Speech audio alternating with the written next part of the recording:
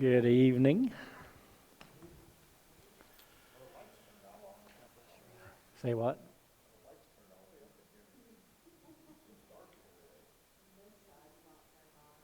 Oh, Jonathan, hit that switch over there, the one that's not on.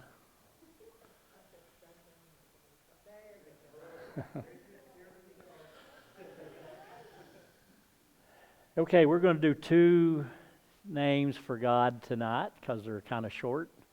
First one we're going to do is, I think it's pronounced Qanna, and it's that God who is jealous.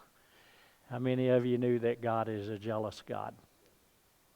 It's not something you typically think of, right? When you think of who God is and the names for God as being jealous, but He is. So Exodus 20 verses 4 through 6. This is the 10 Commandments.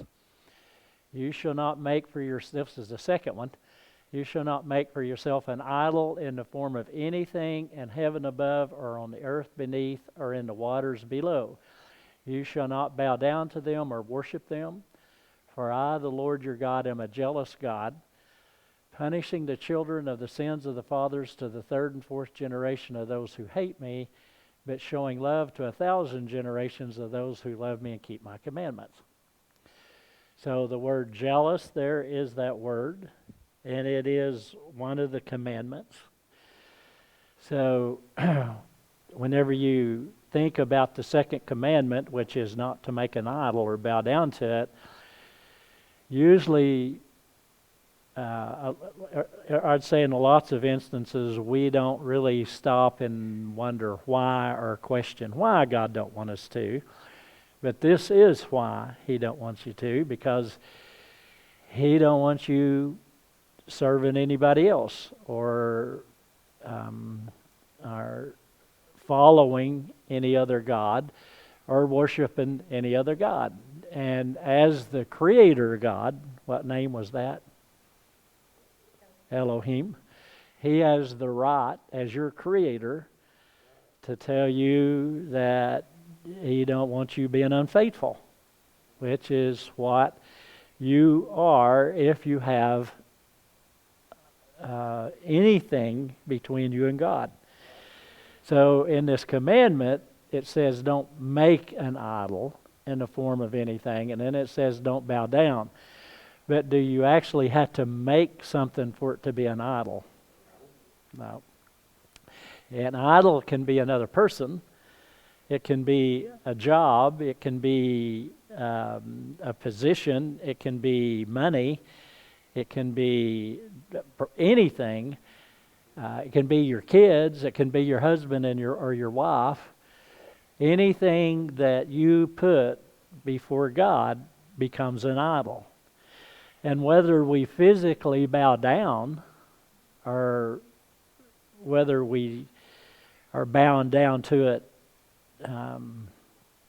emotionally or spiritually, you're still bound down to something that's between you and God. So He says, don't, where is that? For I, the Lord your God, and that capital Lord is what? Huh? Yahweh. Which means the self-existent one, or the one who's always existed. And in the word God there is El. Am a jealous God, El. For I, Yahweh, your God, am a jealous God. Okay? So when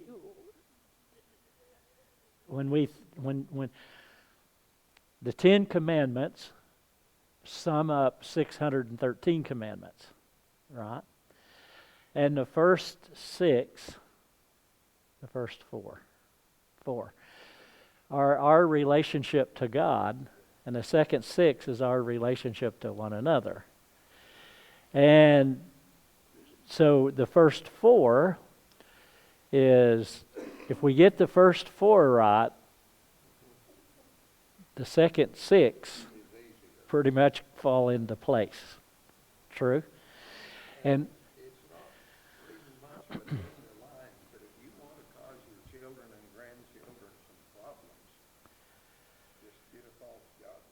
Yeah, and it'll tend to go down to the fourth generation. So when some people read that, they think that God punishes somebody down a couple of generations because of what you did, but that's not what's going on. The natural consequences of what you're teaching them continue to go down through the generations. So it takes a lot to break the chain. If you're like my family, my great-granddad on my mom's side, I knew he wasn't a Christian. My grandmother on my mom's side wasn't a Christian. My mom wasn't a Christian till later in life. And so I grew up not being a Christian because there's 4 generations for you. And that's a natural, I was a natural consequence of all those generations of just not bothering to do anything about being a Christian. Okay? So I think most of my brothers, is the key word there, are saved now, but they weren't for years and years and years. And for a long time, I was the only one of all of my brothers and sisters and cousins and uncles and aunts that I knew that was saved. So look how it gets in your family and stays there.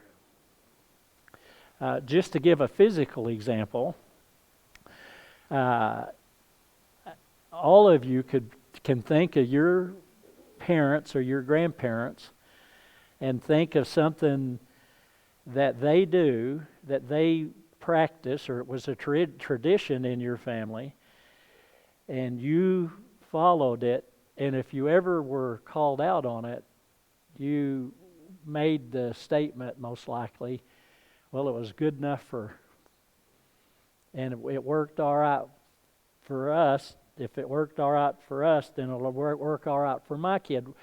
You realize what you're saying, right? You get it, right? Yeah, you're saying that if my granddad did it, my dad did it, I can do it. They seem like good old boys, right? I mean, y'all get what I'm saying, right? Y'all ever made that statement? Any of you, be honest and truthful. Have you ever made it? If it's all right for mom or dad or grandma or whatever, it's good for me. Y'all are either lying. Yeah. You're too old now, huh? Your kids are probably saying that about you now. Yeah. So why is that dangerous? What we're talking about, why is it dangerous? Huh? Because we pass it on, and God's a jealous God. It's the opposite of reading the Bible and letting your kids know that you believe it. You know, think about this. So look at my 4 generations, and it took me breaking the mold, go against everything to get to where I am. Now, look at 4 generations of people who were Christians. And for them not to be a Christian, they have to break the mold on everything to go the other way. They got a free will. That's pretty easy to do. But it's way harder than it is for somebody who grew up without it. You have 4 generations of Christians above you that you can think of. Well, your dad was the first one. I suppose my granddad was, but the church was a Union Baptist church, and you could not join that church if you'd ever been a member of a worldly organization. And when he lived in Idaho, he had joined the Woodsmen. Oh, good grief! That's a legalistic thing. Yes, it is. So that turned him way off. No, it didn't really turn him off, but he couldn't join the church. Well, but He still supported it. and he got saved, as far as you know, Yes, as far as I know. in spite of him. Yes. You have generations of people one way or other in your family?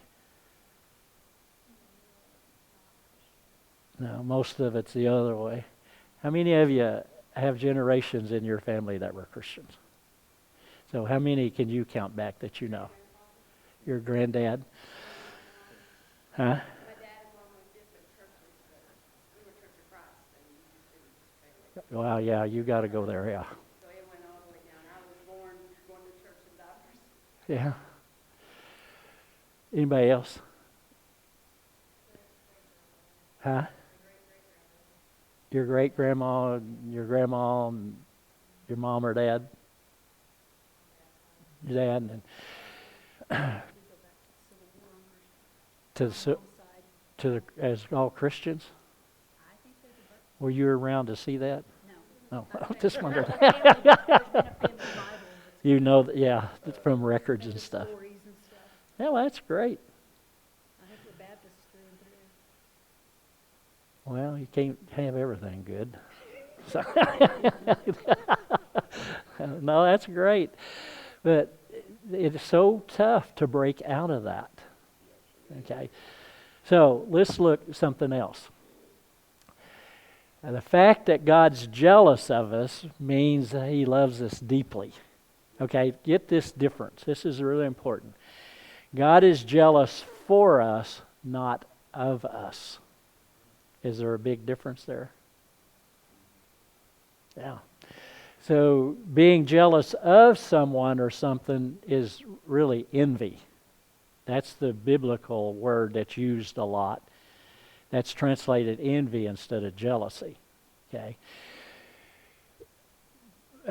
When we think of jealousy, we tend to think of something that's negative, and most of the time it is when it deals with us. The husband who won't trust his wife, although she's been faithful, is being sinfully jealous. You get that, right? The person who is jealous of what others have is being sinfully jealous. These types of jealousy are selfish, and that's a sin. God's not selfish about anything. God is jealous for us, not of us in anything we possess or anything that we might have or do. Is there a huge difference there? If you have a problem with jealousy, that's a hard issue. You understand? Somebody told me one time that, well, I'm jealous and I have every right to be. This was a woman because my husband has done all these things. Well, that's not necessarily jealousy. That's just that person has just broken the trust and ruined things is what that comes down to. Right? So, but the vast majority of time when it's talking about envy or jealousy, when it's talking about us, it's talking about something not good.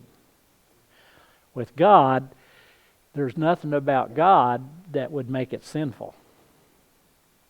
Because when He's jealous for us, He wants what for us? The best that there possibly can be. So it's a totally different thing than from people being jealous. Okay, look at this in 1 Corinthians 13:4, which is the definition of love, agape love. It says, love is patient, love is kind, it does not envy. That's the Greek word. The Hebrew word could be translated jealousy, so could the Greek word. It does not boast, it is not proud. It does not envy. Love does not envy. Love is not jealous. Agape love doesn't envy other people for whatever they have, whoever they're with, or anything else. All right? Love does not envy.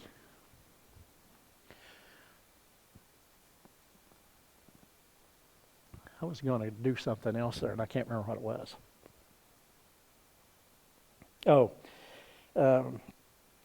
God is not envious of us. He's jealous for us. He does not want anything to get in the way of His relationship with us. He loves us so much that He has already planned on coming to this earth in the form of a man, having lived this perfect life, dying on a cross, having victory over death, sin, and the grave. But the devil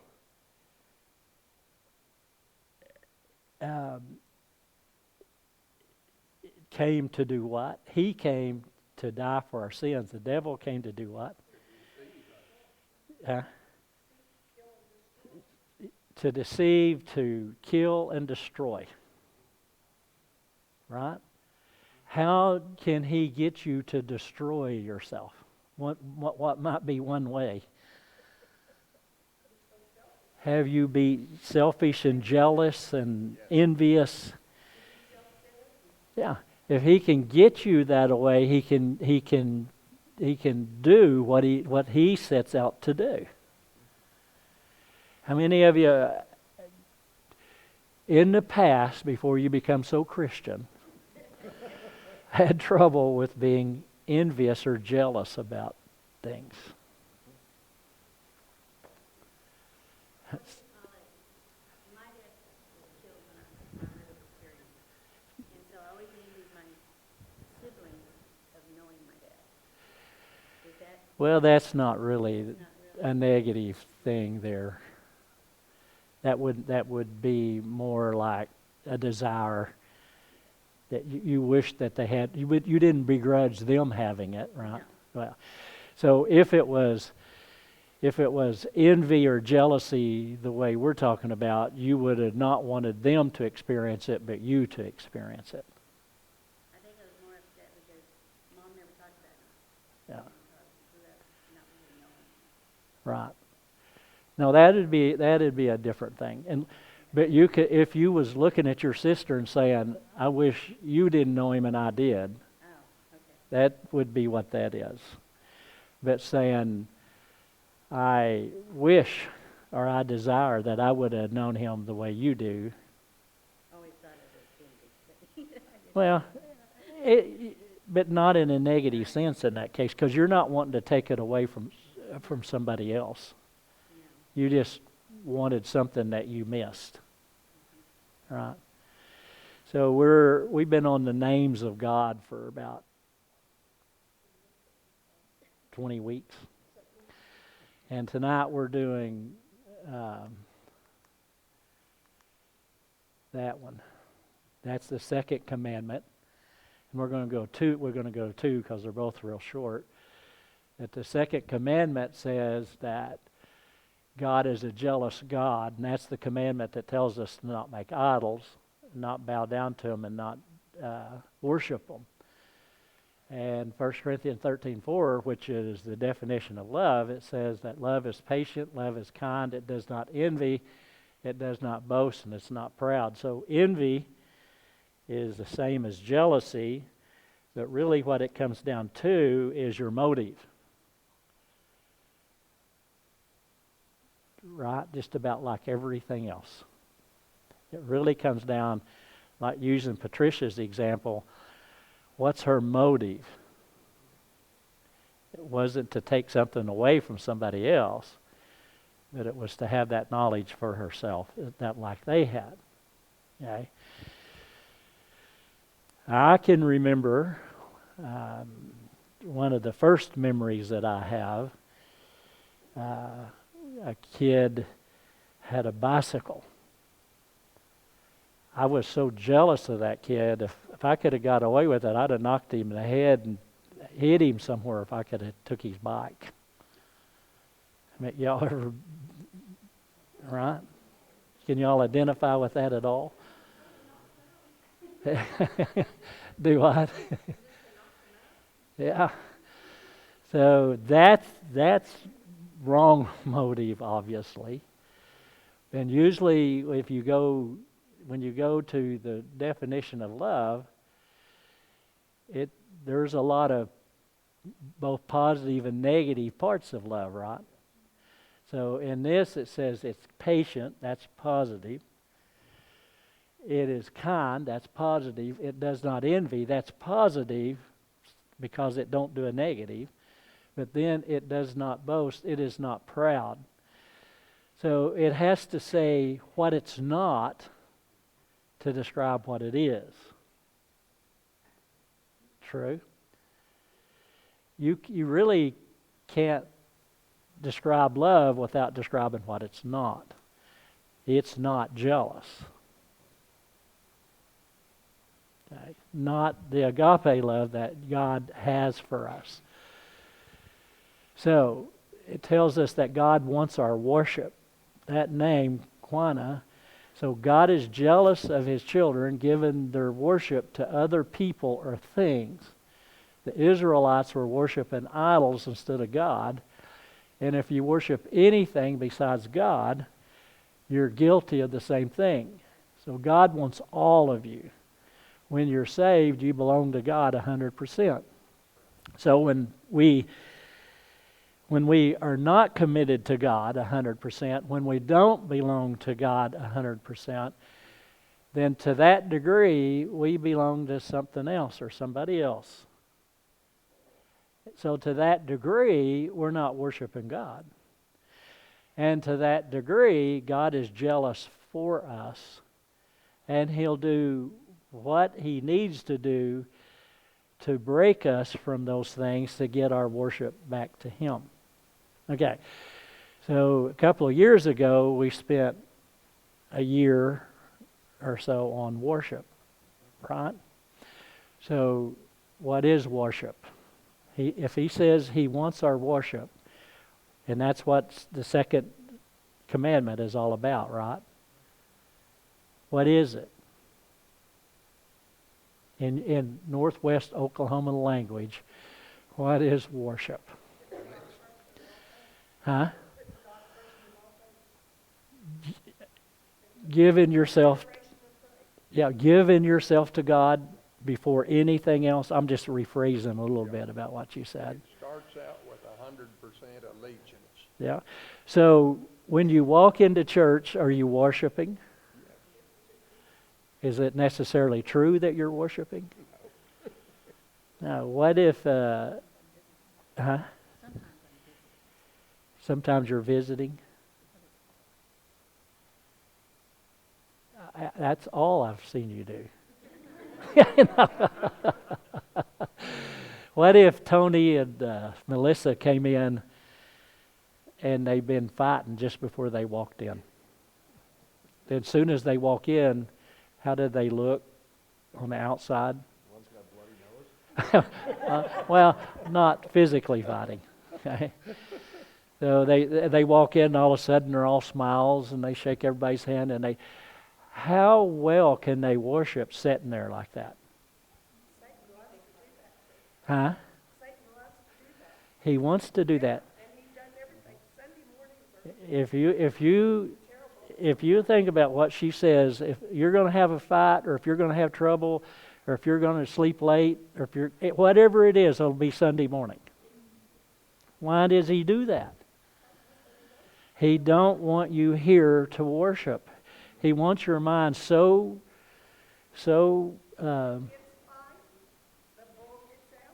yeah.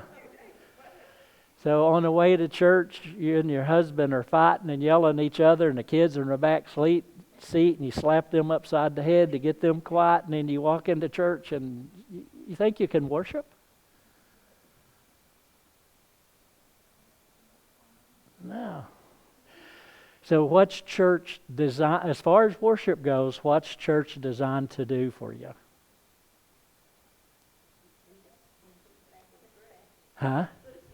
It's to facilitate, to get you, because if you don't come here 7 days without church makes 1 week. And you need Wednesday night too, and you need study on each night. But the world will close in on you, and that'll occupy everything in your head and not God.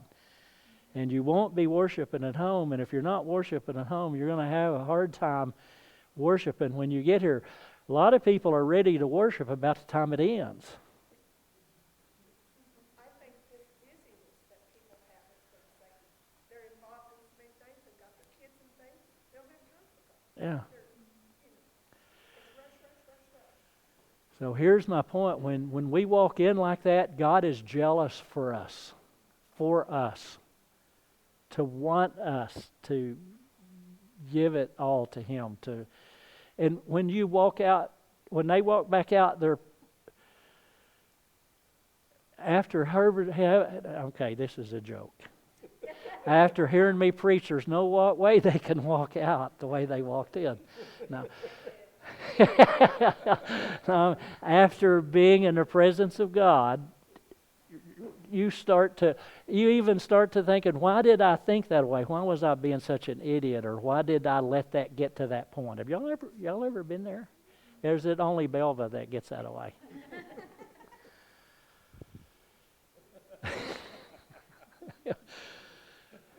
I'm not sure that was that looked like abuse. I'm not sure. Billy, I think we got some. So, the point of the second commandment is what?